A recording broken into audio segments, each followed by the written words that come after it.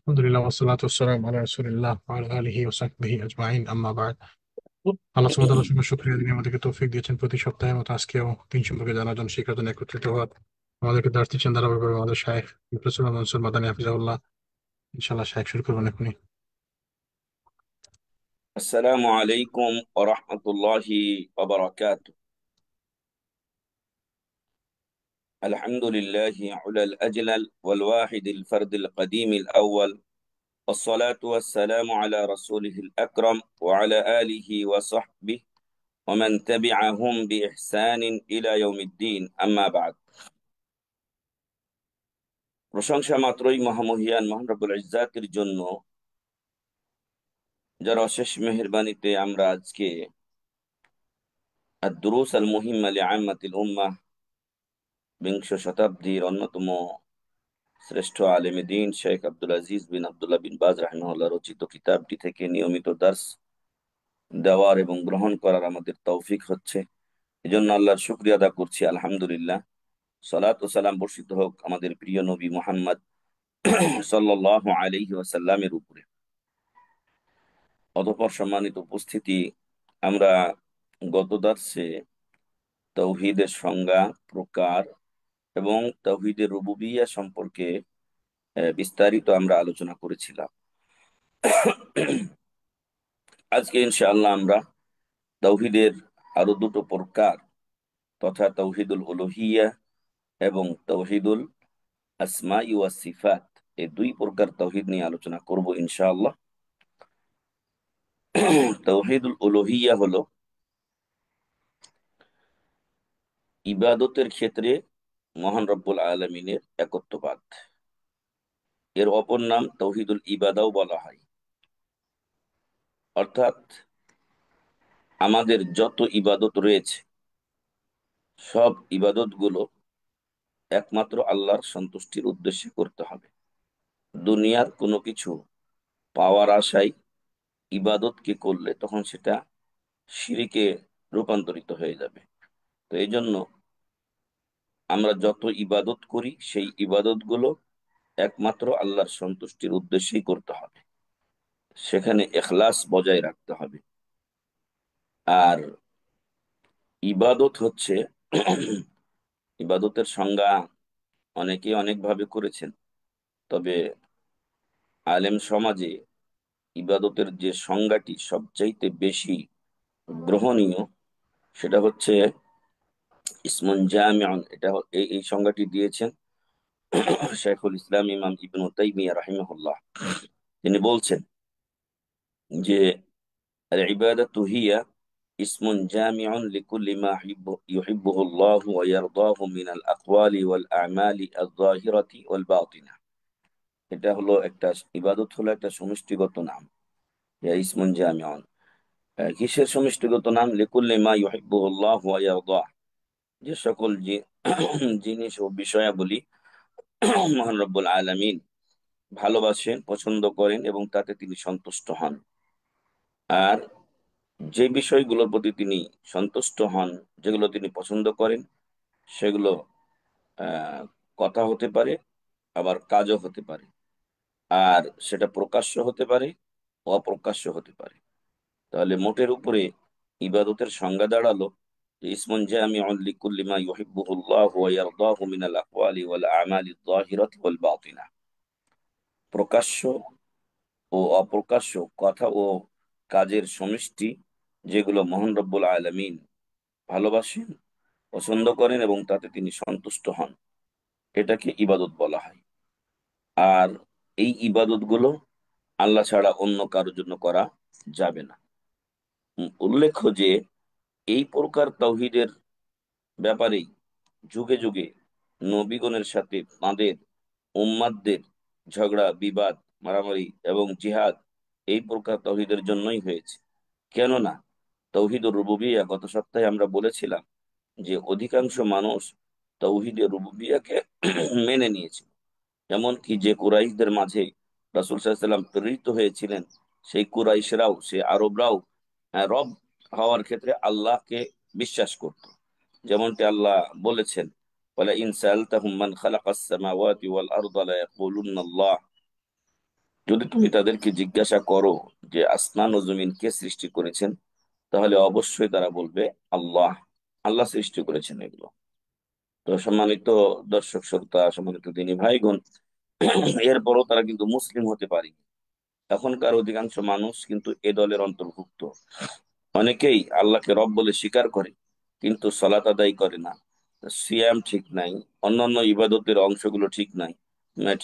অনেক নারীরা পর্দা করে না, পর্দাকে ইবাদত মনে করে না, মনে করে এটা হয়তো কিছু দিনদার পরহেজগার মানুষ যারা আছে তাদের একটা ভূষণ ইত্যাদি। না, এটা একটা ফরজ ইবাদত। তো ফলে আমাদের সমাজের অসংখ্য মানুষ যারা আল্লাহকে রব বলে স্বীকার করে, কিন্তু ইবাদত আল্লাহর জন্য করে না, বা মূলেই ইবাদত করে না। তো উভয়টি তাকে ইসলাম থেকে বের করে দেয়, নাউজুবিল্লাহ মিন জালিক। আর আমাদের ইবাদত গুলো যে একমাত্র আল্লাহর জন্য হতে হবে, তার দলিল হচ্ছে মহান রব্বুল আলামিন বলেন, কুল ইন্না সলাতি ওয়া নুসুকি ওয়া মাহইয়ায়া ওয়া মামাতি লিল্লাহি রাব্বিল আলামিন। বলে দাও যে নিশ্চয় আমার সলাত, ওয়া নুসুকি আমার কুরবানি, আমার হজ, ওয়া মাহইয়ায়া ওয়া মামাতি, এক কথায় মোটের উপরে বলে দেওয়া হয়েছে আমার জীবন এবং মৃত্যু লিল্লাহি রাব্বিল আলামিন, মহান রব্বুল আলামিনের জন্য। তাহলে আমার যাবতীয় ইবাদত একমাত্র আল্লাহর সন্তুষ্টিকল্পে হতে হবে। আর এই কথাটার প্রতিপাদ্য বিষয় আমরা আমাদের সলাতে সূরাতুল ফাতিহাতে প্রত্যেক রাকাতে বলে থাকি, ইয়্যাকা না'বুদু ওয়া ইয়্যাকা নাস্তাঈন। হে আল্লাহ, আমরা তোমারই ইবাদত করি আর তোমার কাছে সাহায্য চাই। ফলে এই যে ইবাদত, এই যে সাহায্য চাওয়া, এগুলো সব আল্লাহর জন্য হতে হবে। কিন্তু দুঃখজনক হলো সত্য, আমরা নামে মুসলিম, আমাদের দেশে বিশেষ করে এবং মুসলিম বিশ্বের অবস্থা ভারতীয় উপমহাদেশে বিশেষ করে এরকমের মতোই অধিকাংশ। আর সেটা হলো যে অনেক ইবাদত আছে যেগুলো গায়রুল্লাহর জন্য করা হয়, আর এটা করেও তারা নিজেদেরকে বড় মুসলিম মনে করে, অথচ এগুলোর মাধ্যমে তারা ইসলাম থেকে বের হয়ে যায়, নাউজুবিল্লাহি মিন যালিক। যেমন সলাত ইবাদত, সলাত যারা পড়ে নিয়মিত, আলহামদুলিল্লাহ তারা আল্লাহর সন্তুষ্টি কল্পেই পড়ে। কিন্তু অসংখ্য মানুষ আছে যে তারা সলাতি আদায় করে না, সলাতি আদায় করে মোটেই সালাত আদায় করে না, বা শুধু জুমার দিন আদায় করে এক ওয়াক্ত, শুধু জুমার সালাত। তো এই যে আদায় না করা, এটাও ইমান বিধ্বংসী একটা বিষয়, তাওহীদুল উলুহিয়্যা ওয়াল ইবাদা পরিপন্থী বিষয়। সলাত আজ কেউ যদি আদা না করে সে ইসলামে থাকে না। রাসূল সাল্লাল্লাহু আলাইহি সাল্লাম বলছেন, বাইনার রাজুলি ওয়া শিরক, একজন ব্যক্তি, মুসলিম ব্যক্তি আর মুশরিক ব্যক্তির মধ্যে পার্থক্য হলো তারকুস সালাহ, সালাত ছেড়ে দেওয়া। সহিহ মুসলিমের হাদিস। ফলে এতে বিশুদ্ধতার কোনো সন্দেহ নেই যে না, যে সালাত পড়ে সে মুসলিম, যে পড়ে না, আদা করে না, সে মুসলিম নয়। যদিও এক্ষেত্রে কিছু আলেম ওলামা তারা বলতে চাচ্ছেন যে এর ফরজিয়াতকে অস্বীকার যদি করে তাহলে কাফের হবে, আর যদি ফরজিয়াতকে স্বীকার করে তাহলে সে কাফের হবে না, তখন সে ফাসেক ইত্যাদি হবে। কিন্তু সৌদির সর্বোচ্চ ওলামা পরিষদ এবং শেখ মোহাম্মদ বিন সালেহ আল উসাইমিন রাহিমাহুল্লাহ, তিনি নিজে এ ব্যাপারে একটা পুস্তিকা রচনা করেছেন, হুকম তারিকি সলাহ, সলাত ত্যাগকারীর বিধান। তো সেখানে তিনি প্রমাণ করেছেন যে সে ইসলামে থাকে না। মহান রব্বুল আলামিন বলছেন, فخلف من بعدهم خلف أضاعوا الصلاة واتبعوا الشهوات فسوف يلقون غيا। ভালো জামানাগুলোর পরে এমন একটা সময় আসলো, এমন কিছু মানুষ আসলো সে সময়গুলোতে যারা নামাজকে নষ্ট করলো। এখানকার ব্যাখ্যা অনেকে বলছেন আদাউ সালার অর্থ নামাজ ছেড়ে দিয়েছে এমনটা না, তবে নামাজের রোকন আরকান, নামাজের টাইম ইত্যাদি তারা ঠিক রাখে নাই। ফাসাউফা ইয়ালকাউনা গাইয়া, আল্লাহ বলছেন এরা গাইয়া নামক দোজখের সাথে সাক্ষাৎ করবে, নিক্ষিপ্ত হবে সেখানে, নাউজুবিল্লাহ মিন যালিক। তবে তার পরের অংশে আল্লাহ বলছেন, এখানে এই দলিলটা মূলত নিয়েছেন ইবনে উসাইমিন রাহিমাহুল্লাহ, বলছেন ইল্লা মান তাবা, তবে কেউ যদি তওবা করে, ওয়া আমানা, আবার ঈমান নিয়ে আসে। উনি বলছেন যে এখানে তওবার কথা তো বলা হলোই, যে নামাজ ছেড়ে দিত, সালাত ছেড়ে দিত, সেটা থেকে তওবা করে সালাত ধরলো। তারপর বলা হচ্ছে ওয়া আমানা, এবং নতুন করে ঈমান নিয়ে আসে। তাহলে এই ঈমান নিয়ে আসার কথা বলার দরুন প্রমাণিত হয় যে তার আগের ঈমান নষ্ট হয়ে গেছে। হ্যাঁ, আর সেটা ছিল সালাত নিয়ে অলসতা অবহেলা করার দরুন। হয়তো কোনো সময় ছেড়ে দিয়েছে, কোনো সময় হয়তো জমা করে দিয়েছে ইত্যাদি। এ কারণে একবারে এখনকার মানুষের মতো ছেড়ে দিয়েছে এমনটি তারা করেনি। তো উনি বলছেন যে ও আমানা যখন বলা হয়েছে তার মানে তার আগে ইমান চলে গিয়েছে। ও আমিলা সালিহা, এবং যদি সে সৎ কাজ করে, ফাউলাইকা ইয়াদখুলুনাল জান্নাহ ওয়া লা ইউযলামুনা শাইআ। তো মহান রব্বুল আলামিন তিনি রহমানুর রহিম, তিনি তাকে আবারও ক্ষমা করবেন ইনশাআল্লাহ। হ্যাঁ, যদিও সে এতদিন সালাত পরিত্যাগ করেছে, কিন্তু আল্লাহ তাকে ক্ষমা করবেন। এবং যদি তার আমল জান্নাতে যাওয়ার যোগ্য হয়, আল্লাহ তাকে জান্নাতে দেবেন ইনশাআল্লাহ। প্রমাণের বিষয় ছিল যে ও আমানা, আবার যদি নতুন করে ইমান আনায়ন করে, তো সলাৎ পরিত্যাগকারী সে ইমান তার নষ্ট হয়ে যায়, আবার তাকে ইমান নবায়ন করতে হবে। আর এছাড়াও আরেকটি হাদিসে বর্ণিত হয়েছে যে আল আহাদুল্লাযী বাইনানা ওয়া বাইনাহুমা সলাহ, আমাদের এবং কাফের ও বিধর্মীদের মধ্যে একটা অঙ্গীকার হলো সলাত, ফামান তারাকাহা ফাকাদ কাফার, যে সলাৎ ছেড়ে দেয় সে কাফের হয়ে যায়। নাউযুবিল্লাহি মিন যালিক। তো এই মাসালা নিয়ে সচেতনতা তৈরি করতে হবে মুসলিমদের মাঝে, যাতে তারা নিজেরা সলাৎ পরিহার না করে। তো আমরা যেখান থেকে কথাটি বলছিলাম যে তৌহিদুল উলুহিয়্যা বা ইবাদা, এটা আপনার এটার অন্যতম একটা অংশ হলো সলাত আদায় করা। এর সাথে আল্লাহর উপরে তাওয়াক্কুল ও ভরসা করা। আমাদের সমাজে অনেক সময় মানুষ এমনটি বলে যে আরে আপনি আছেন না, তো আপনি আছেন না এটা হবে আল্লাহর উপরে তাওয়াক্কুলের পরই। আপনি প্রধানত তাওয়াক্কুল ভরসা করবেন আল্লাহর উপরে, তারপর আপনি মানুষের উপরে তাওয়াক্কুল করবেন বা ডিপেন্ড করবেন মানুষের লেভেলে। কিন্তু আপনি আল্লাহর উপরে তাওয়াক্কুলকে ভুলে গিয়ে আপনি যদি মানুষের উপরে পুরাটা তাওয়াক্কুল করেন, তাহলে তাওয়াক্কুল বা তাওয়াক্কুলের ক্ষেত্রে শিরিক হয়ে গেল, নাউযুবিল্লাহ। আর আল্লাহ বলছেন ওয়া ইয়াতাওয়াক্কাল আলাল্লাহি ফাহুয়া হাসবুহ, যে আল্লাহর উপরে তাওয়াক্কুল করে আল্লাহ তার জন্য যথেষ্ট হবেন। সুবহানাল্লাহ ওয়া বিহামদিহি। তো আমাদের এক্ষেত্রে সচেতন হওয়া উচিত। এরপরে দোয়া করা ইবাদত। দোয়া করা ইবাদত। দোয়া একটি ইবাদত, অতএব আর দোয়া দোয়া আল্লাহ বলছেন উদউনি, তোমরা আমাকে ডাকো, আস্তাজিব লাকুম, হ্যাঁ আমি তোমাদের ডাকে সাড়া দেব। রোজা বা সিয়ামের আয়াতগুলো শেষাংশে আল্লাহ তাআলা বলেছেন যে ওয়াইদা সাআলাকা ইবাদি আন্নি ফাইন্নী করিব, আমার সম্পর্কে যদি আমার বান্দারা তোমাকে জিজ্ঞাসা করে তাহলে বলে দাও আমি খুব কাছেই আছি ওদের।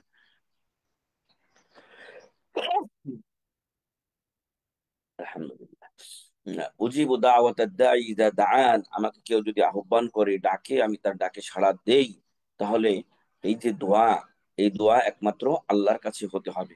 দুঃখজনক হলো সত্য, আমাদের দেশে অসংখ্য কবর মাজার গুলোতে গিয়ে মানুষ মাজারস্থ ব্যক্তিদের কাছে চাই, অথচ এই মাজারস্থ ব্যক্তিগুলো আপনাদের দিকে আমাদের দিকে চেয়ে আছে। কে তাদের কাছে জিয়ারা করতে যাবে আর তাদের জন্য দোয়া করবে? আল্লাহ রসুল সাল্লাল্লাহু আলাইহি ওয়াসাল্লাম দোয়া শিখিয়ে দিয়েছেন, আসসালামু আলাইকুম আহলাদ দিয়ার মিনাল মুমিনিন ওয়াল মুসলিমিন ওয়া ইন্না ইনশাআল্লাহু বিকুম লাহিকুন নাসআলুল্লাহ লানা ওয়া লাকুমুল আফিয়া। মৃত ব্যক্তিদের জন্য, কবরস্থ ব্যক্তিদের জন্য এই দোয়া করতে হবে। উল্টো, এবং এই কবর জিয়ারতের যে উদ্দেশ্য, সেটা হচ্ছে দুইটা: একটা কবরস্থ ব্যক্তিকে উপকার পৌঁছানো আপনার দোয়ার মাধ্যমে, এবং দ্বিতীয়টা হলো যে তুযাক্কিরুকুমুল আখিরাহ, আপনাদের আমাদেরও পরকালের কথা স্মরণ হবে, কবরের কাছে গেলে মৃত্যুর কথা স্মরণ হবে।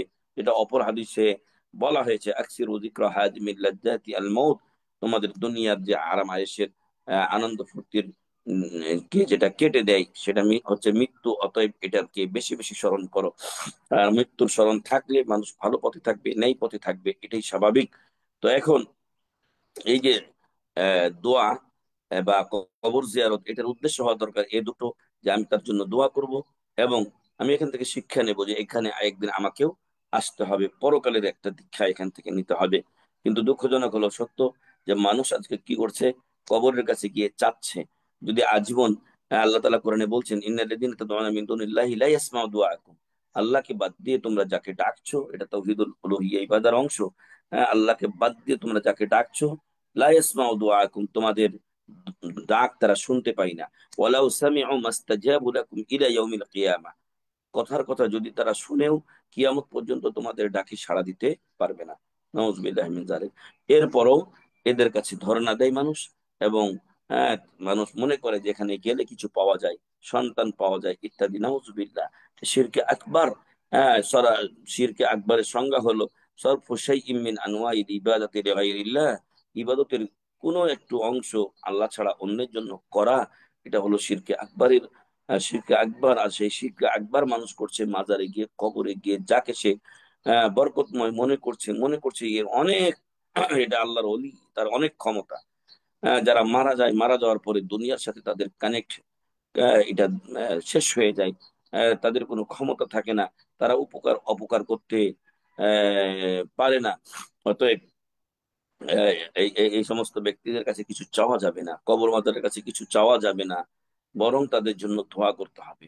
নজর মানত এটা একটা ইবাদত।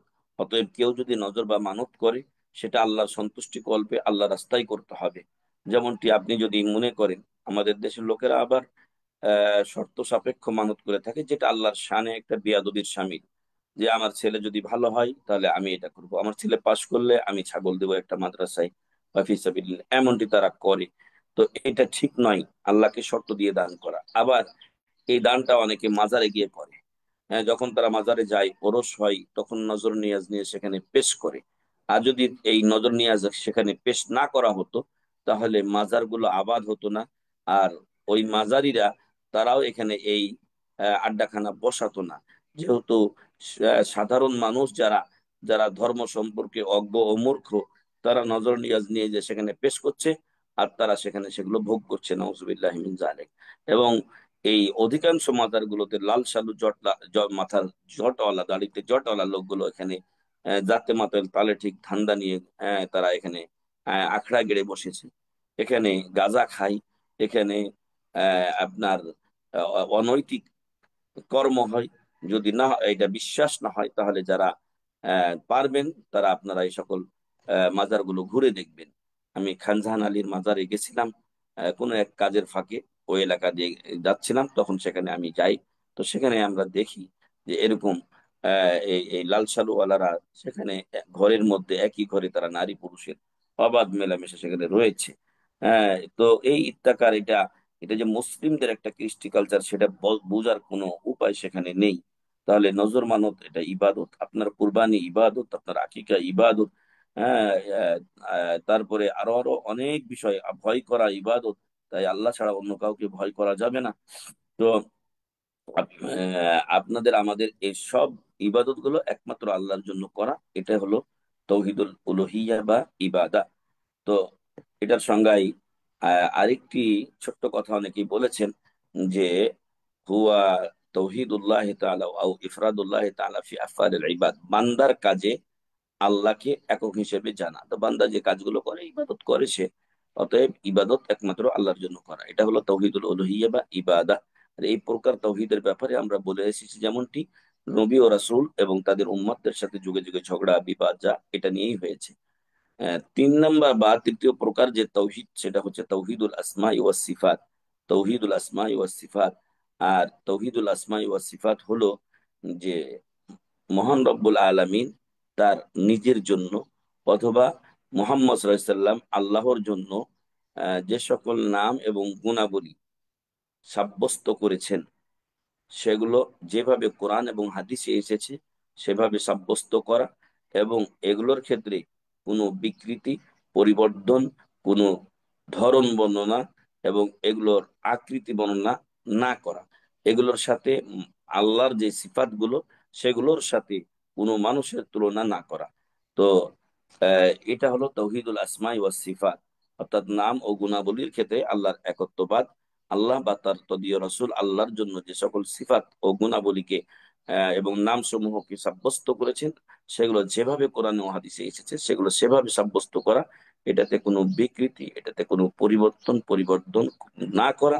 আল্লাহর সিফাতকে মানুষের সিফাতের সাথে তুলনা না করা, মানুষের সিফাতকে আল্লাহর সিফাতের সাথে তুলনা না করা। এগুলো থেকে মুক্ত থাকতে হবে, এগুলো থেকে আল্লাহকে পবিত্র বলে ঘোষণা করতে হবে।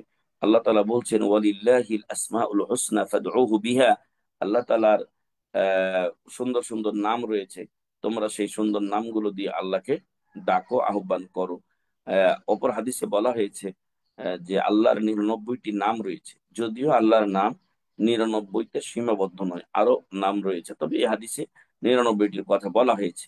রাসূল সাল্লাল্লাহু আলাইহি ওয়াসাল্লাম বলছেন, মান আহসাহা দাখালাল জান্নাহ, যে এগুলো সংরক্ষণ করবে সে জান্নাতে যাবে। আর এই সংরক্ষণের কথা বা ব্যাখ্যায় ওলামা ইকরাম বলছেন যে সংরক্ষণ তিনটি, আল্লাহর নাম সংরক্ষণ হবে তিনটি জিনিসের মাধ্যমে বা তিনটি বিষয়ের মাধ্যমে। এক, ওই নামগুলো মুখস্থ করতে হবে। দুই, এই নামগুলোর অর্থ জানতে হবে। তিন, ওই নামগুলো ধরে আপনার প্রয়োজন অনুসারে আল্লাহকে ডাকতে হবে। যেমন আল্লাহর একটি নাম হলো রাজ্জাক। আপনার যদি রিজেকের দরকার হয় আপনি আল্লাহর কাছে চাইবেন, ইয়া রাজ্জাক ওরজুকনি, হে আল্লাহ তুমি রিজেক দাও, আমাকে রিজেক দাও। অথবা আপনার রহমত বা দয়ার দরকার, তখন আপনি বলবেন, হে আল্লাহ তুমি রহমানুর রহিম, আমাকে দয়া করো।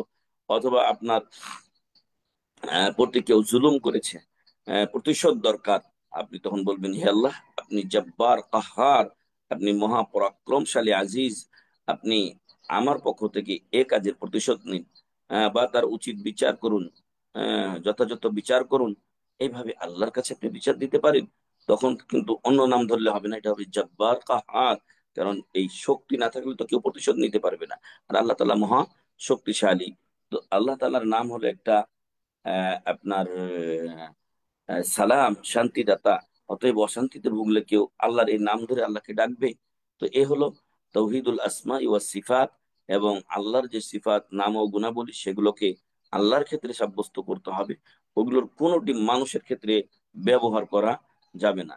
দুঃখজনক হলেও সত্য, আমাদের দেশে মহান রব্বুল আলামিনের অসংখ্য নাম এবং গুণাবলী, নাম না হলেও গুণাবলীকে তারা অস্বীকার করে, অনেক সিফাতকে তারা অস্বীকার করে। এবং এই মহান রব্বুল আলামিন যেই তথ্যগুলো বা রসুল যে তথ্যগুলো কোরআন বা হাদিসে দিয়েছেন, আল্লাহ তাআলা কোরআনে এবং রসুল হাদিসে দিয়েছেন আল্লাহ সম্পর্কে, সেগুলো তারা পরিবর্তন ও বিকৃতি করে। এইগুলো তাদের একমাত্র কারণ হলো যে তারা ইমাম আবু হানিফা রাহিমাহুল্লাহর আকীদা এক্ষেত্রে নেয়নি। মাসালাতে, ফিকহি মাসালাতে তারা হানাফি মাসলাকে বিশ্বাসী মনে করে নিজেদেরকে, যদিও অনেক ক্ষেত্রে তাদের সেটাও তারা মানে না, সুবিধাবাদী, সুবিধাবাদ জিন্দাবাদের মতো। আবার আপনার আকিদার ক্ষেত্রে তারা আশা এরা মাতুরিদিয়াতে আকিদাতে বিশ্বাসী। এই ক্ষেত্রে ইমাম আবু হানিফা রাহিমাহুল্লাহর লেখা আল ফিকহুল আকবার, যার ব্যাখ্যা করেছেন আপনার শেখ আব্দুল্লাহ জাহাঙ্গীর রাহিমাহুল্লাহ, সেটা কিন্তু তারা মানে না। কারণ সেখানে আহ, এই আহলুস সুন্নাহ ওয়াল জামা এবং সালাফদের সঠিক আকীদাই তিনি পোষণ করেছেন। আল্লাহর আকার আছে মর্মে তিনি স্বীকার করেছেন। আর যেহেতু তারা আল্লাহকে নিরাকার মনে করে, এই জন্য তারা সে আকীদা গ্রহণ করে না। তো আল্লাহকে তারা কেন নিরাকার মনে করে? কারণ তারা আহ, তারা মনে করে যে আল্লাহর সাথে কাউকে সাদৃশ্য দেওয়া যাবে না। অতএব আল্লাহ যখন তার কোনো সিফাত, হাত, পা, চোখ ইত্যাদির কথা বলেছে, তখন তারা চিন্তা করে যে এই সিফাত যদি আল্লাহর জন্য স্বীকার করি, এই গুণ যদি আল্লাহর জন্য স্বীকার করি, তাহলে মানুষের সাথে মিলে যায়, মানুষের সাথে মিলে যায়, সমকক্ষ হয়ে যায়। অতএব আল্লাহ তাআলার এই সিফাত, আল্লাহ তাআলার আকারই স্বীকার করা যাবে না। তাই তারা বলছে আল্লাহ নিরাকার, আল্লাহর কোনো আকারই নাই। কারণ আল্লাহর আকার স্বীকার করতে গেলে মানুষের সাথে সাদৃশ্য চলে আসে। ওরা আমাদেরকে, সালাফদেরকে তারা বলছে, আহলুল হাদিসদেরকে তারা বলছে দেহবাদী, নাউজুবিল্লাহ, মুজাসসিমা, দেহবাদী। মূলত ওরাই নিজেরা দেহবাদী। কেননা আমরা আমাদের ছাত্রদের এ কথা শেখাতে আলহামদুলিল্লাহ সামর্থ্য হয়েছি যে আল্লাহর আকার আছে, তবে আল্লাহর আকার আল্লাহর মতো, আমাদের কারো মতো নয়। কোনো পশু পাখি কারোর সাথে আল্লাহর সাদৃশ্য নেই। যেমনটি আল্লাহ বলছেন, লাইসা কামিথলিহি শাইউন ওয়া হুয়াস সামিউল বাসীর, আল্লাহ শুনেন ও দেখেন, সর্বশ্রোতা সর্বদ্রষ্টা। তদুপরি আল্লাহর মতো কোনো কিছু নেই, আল্লাহর মতো কোনো কিছু নেই। ফলে বা নয়, আল্লাহর সাথে কাউকে সাদৃশ্য দেওয়া যাবে না। কিন্তু আমাদের এই প্রচলিত মাযহাবী ভাইয়েরা, তারা প্রথমত যখনই আল্লাহর আকারের কথা তারা চিন্তা করেছে, তখনই তারা আল্লাহকে মানুষের সাথে সাদৃশ্য দিয়েছে। মানুষের হাত পার সাথে সাদৃশ্য চলে আসে তাদের সামনে, এজন্য তারা আল্লাহর আকারটাকে অস্বীকার করেছে। তো এখান থেকে মুহাক্কিক আলেমগণ বলছেন, আকীদা বিশেষজ্ঞগণ, যে ওরা মূলত আল্লাহকে মানুষের সাথে সাদৃশ্য দিয়ে পরে এই সাদৃশ্য থেকে বাঁচার জন্য এই সংক্রান্ত আয়াত ও হাদিসগুলোকে অস্বীকার করেছে। এই জন্য আরবি বা আকীদার পরিভাষায় বলা হয়, আউয়ালান শাব্বাহুল্লাহ তাআলা বিল ইনসান। মূলত প্রথমত তারা আল্লাহকে মানুষের সাথে সাদৃশ্য দিয়েছে। আর যেহেতু সাদৃশ্য দেওয়া যাবে না, এই জন্য এই জন্য তখন তারা আল্লাহর আকার গুলোকেই অস্বীকার করে গেছে, আল্লাহর আকারকে অস্বীকার করে গেছে। তাহলে আল্লাহর আকার সংক্রান্ত আয়াতগুলো কোথায় যাবে, হাদিসগুলো কোথায় যাবে? হ্যাঁ, তো এগুলোকে তখন তারা অপব্যাখ্যা করে, বিকৃত করে। আল্লাহর কুদরতি হাত, আল্লাহর কুদরতি চোখ, আল্লাহর কুদরতি পা, এ সকল কথা তারা বলে এবং তাদের জাতিকে শিক্ষা দেয়, নাউজুবিল্লাহ। অথচ এগুলো কুদরতি নয়, বাস্তবে আল্লাহ তাআলার এই সিফাত গুলো রয়েছে। আর তার ধরন কেমন, ধরন আমরা জানি না, তবে কামা ইয়ালিকু বিজালালি শানিহি ওয়া আযীম সুলতানি, মহান রব্বুল আলামিনের মহত্ব, বড়ত্ব এবং তার যে বিশাল রাজত্ব, এই অনুযায়ী তার যেমন এই আকৃতি হওয়া দরকার, তেমনই তার এই আকৃতি রয়েছে। তো আল্লাহ তাআলার আকারকে স্বীকার করতে হবে। তার সিফাত, হাত আছে, চোখ আছে, পায়ে পা আছে, চেহারা আছে, পায়ের নলা আছে। তো যেগুলো যেগুলো আল্লাহ ব্যবহার করেছেন কোরআনে এবং হাদিসে রাসূল সাল্লাল্লাহু আলাইহি সাল্লাম, সেই সিফাত গুলো অবশ্যই স্বীকার করতে হবে। এবং সেই সিফাত গুলোর সাথে কোনো মানুষের সাদৃশ্য, কোনো পশু পাখি, কোনো কিছু সাদৃশ্য তুলনা করা যাবে না। তো সম্মানিত দর্শক শ্রোতা এবং দিনী ভাই ও বন্ধুগণ, আমরা আজকে দুটো প্রকার আপনাদের সামনে উল্লেখ করলাম। একটা হলো তৌহিদুল উলুহিয়্যা বা ইবাদা, আর একটি হলো তৌহিদুল আসমাই ওয়াস সিফাত। এই দুই প্রকার তৌহিদ আমাদেরকে আগের এক প্রকার তৌহিদুর রুবুবিয়্যার সাথে, এগুলো তিন প্রকার তৌহিদকে আঁকড়ে ধরতে হবে এবং এর পরিপন্থী বিষয়গুলোকে পরিহার করতে হবে, সেগুলো থেকে বেঁচে থাকতে হবে। না হলে এই তিন প্রকার তৌহিদ আমাদের নষ্ট হয়ে যাবে। যেমনটি আমাদের সমাজের মাযহাবী ভাইদের নষ্ট হয়েছে, কারণ তারা আল্লাহকে মানুষের সাথে সাদৃশ্য দিয়েছে, আল্লাহর সিফাত গুলোকে অস্বীকার করেছে। হ্যাঁ, এই সমস্ত লোক লোকেরা আল্লাহর আবার 7টি সিফাতকে, আশাইরেরা আল্লাহর 7টি সিফাতকে স্বীকার করে। এবং তারা বলে যে আমাদের বিবেক এগুলোকে সাপোর্ট করে এবং এগুলোতে সাদৃশ্য আবশ্যক হয় না। আমরা তাদের বলতে চাই যে ওই 7টি সিফাত যেমন, বাকি সিফাত গুলোতে ওই একই আকীদা পোষণ করো যে সাদৃশ্য আবশ্যক হয় না, তাহলে তোমার এই ভেজালটা, এই নষ্ট আকীদাটা ঠিক হয়ে যায়। আমরা যেরকম আমাদের ভাইদেরকে আমরা শিখিয়েছি, যে আল্লাহর আকার আল্লাহর মতো, মানুষের সাথে তার কোনো সাদৃশ্য নাই। ফলে আমাদের জেহেন কোনো সময় আল্লাহর সিফাত শুনে মানুষের দিকে আসে না, বরং আমাদের বিশ্বাস হয় আল্লাহটা আল্লাহর মতো, মানুষেরটা মানুষের মতো। হাতিরও পা আছে, পিপিলিকারও পা আছে, তাই বলে কি দুই পা একই? মানুষের পা আছে, আবার মুরগিরও পা আছে, তো মুরগির পা আর মানুষের পা কি এক? না, কখনোই না। নামে নামে মিললেও আসলে বাস্তবতা রয়েছে বিস্তর ফারাক। অতএব আসুন আমরা আমাদের এই তৌহিদকে ঠিক করি, তৌহিদের সংজ্ঞা, তৌহিদের প্রকার, তৌহিদ প্রত্যেকটা প্রকারের সংক্ষিপ্ত ব্যাখ্যা, এগুলো আমরা জানবো, এগুলো আমরা জাতিকে জানাবো। আল্লাহ তাআলা যেন সে সম্পর্কে আমাদের সচেতন হওয়ার এবং এগুলো জেনে তাওহীদের উপরে অবিচল থাকার এবং শিরক থেকে দূরে থাকার তৌফিক দান করেন। আল্লাহুম্মা আমিন। আল্লাহ তাআলা আপনাদের আমাদেরকে ভালো ও হেফাজতে রাখুন। আল্লাহুম্মা আমিন। আপনাদের আমাদের যাবতীয় সমস্যা আল্লাহ দূর করুন। আমিন। জাযাকুমুল্লাহু খাইরান। সুবহানাকা আল্লাহুম্মা ওয়া বিহামদিকা আশহাদু আল্লা ইলাহা ইল্লা আনতা আস্তাগফিরুকা ওয়া আতুবু ইলাইক। আসসালামু আলাইকুম ওয়া রাহমাতুল্লাহি ওয়া বারাকাতুহু। আসসালাম ওয়া রাহমাতুল্লাহি ওয়া বারাকাতুহু। জাযাকাল্লাহু খাইরান শাইখ, তোমার দর্শের জন্য। আল্লাহ সুবহানাহু ওয়া তাআলা যেন আমাদেরকে তাওহীদ সম্পর্কে বোঝার তৌফিক দান করুন।